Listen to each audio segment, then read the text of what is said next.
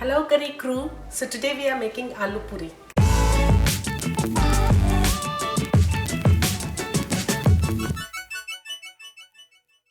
Let's start. What I have done is I have taken 3 boiled potatoes. In that I am going to add chopped chilies. I took 3 small chilies. These are spicy ones, so that's why I took only 3. And we have chopped them into fine pieces. I'm going to add that into the boiled potatoes.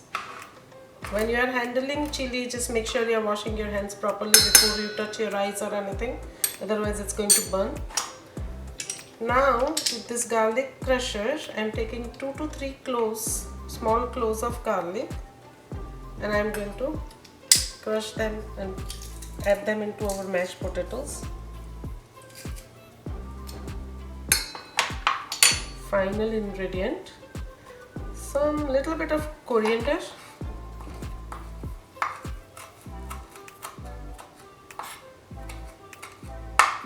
for that aroma.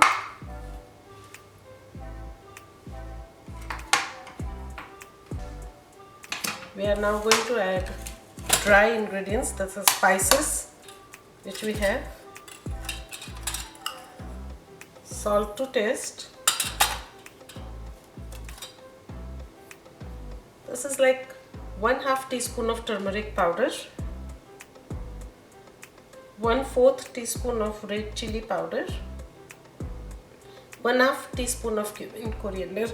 So we just added 1/2 teaspoon of cumin-coriander powder, and now we are going to add 1/4 teaspoon of garam masala.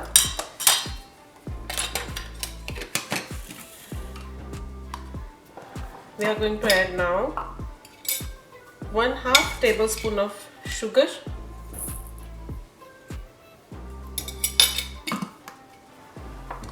and you can either add lemon juice or amchur powder here for the sourness. I'm going to add amchur powder because I don't want my potatoes to be too soggy, because we are going to fill it in the puri, the dough. So I'm adding like 1 teaspoon, 1/2 teaspoon of amchur powder, and I'm going to mash this and mix it well.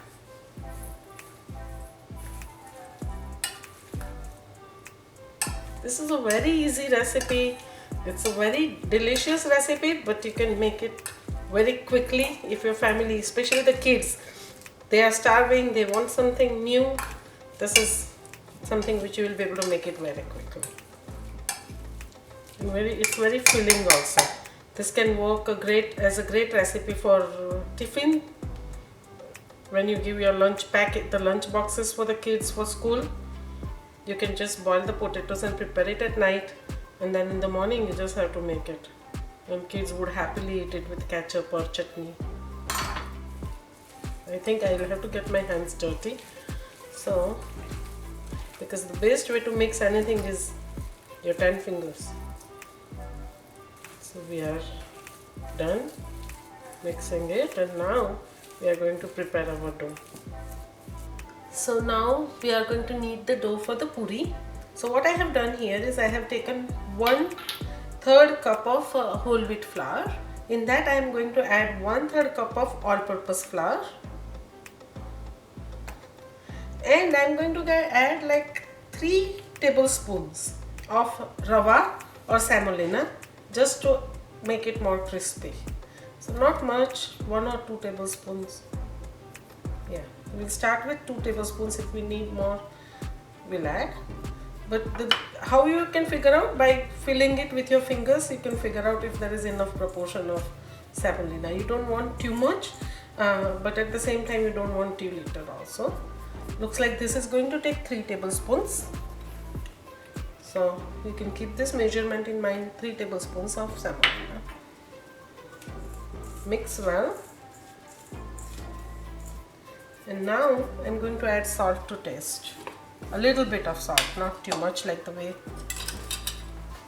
you would normally add in any other dish. So I added 1/2 teaspoon of salt. That's it. Now I'm going to add approximately 1 tablespoon of oil. Again mix well. And then start kneading the dough with adding water little bit at a time. Don't want too much water because we don't want our dough to be too liquidy.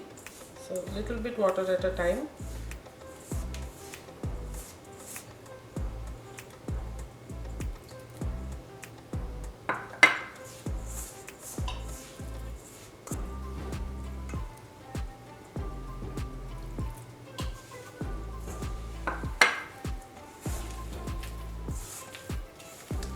Even if by mistake, if you feel that you added a little bit extra water, don't worry, because semolina tends to soak up water. So, but don't add too much. So I would say it took 1/3 cup of water to knead this dough for us. So I'm sure somewhere around that ballpark it will take for you also to knead the dough. Last but not the least, again we are going to add a little bit of more oil, but like I would say 1/3 tablespoon, not much. On top, knead it well so it's smooth and nice. When we knead the dough properly, it breaks up the gluten and it makes the dough stretchy when we make our puris. This is like play-doh consistency, and you see if you press it, it bounces back. So that's what you want. So I'm making balls of this dough, and somewhere like size of a ping pong ball size. We are also going to make similar balls of potatoes, but little bit smaller in size, because this is the filling which is going to go inside it. So we have 8 balls of the puri dough. So we are going to make 8 balls of this potato. Now if you have extra potato, don't worry, you can always use it next day. Again, you can make stuffed aloo paratha with this, you can make aloo sandwich with it. So doesn't matter. We are going to have some leftover potatoes for aloo sandwich, which we can make tomorrow. We just have to store it in the freeze. So this is the size of the potatoes, the balls which I made from boiled potato mixture. So now we are going to use a rolling pin and flatten this. Stuff it with one potato dough inside. Close it. If you feel like there is extra dough on top, remove it. Close it tightly, and then you can just press it with your hands too, like this. Now we are going to check if our oil is ready. I put a little bit of dough in it. Yep, it's ready. So we are going to deep fry this. Don't want too much high flame. At the same time, we don't want too low. We want a consistent medium heat, low medium heat, so that it's cooked thoroughly. Anyways, our potatoes are already pre-cooked because we boiled them, but at the same time we want to make sure our dough is also cooked well. If you are having some problem flipping it, you can always use a spoon or help. Take help from spoon, fork, anything what works for you. Just need to make sure it's golden brown from both the sides. So this is done, and you can see like it's nice golden color. I'm going to put it on the tissue to drain the extra oil, and in the same manner we are going to make rest oil,